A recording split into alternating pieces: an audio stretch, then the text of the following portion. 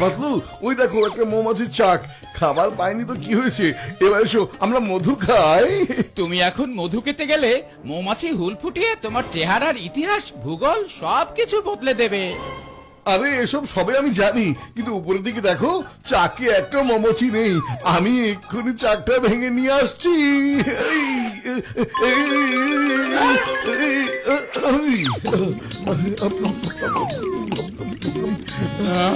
টাটকা মধু খাবার মজা একদম আলাদা।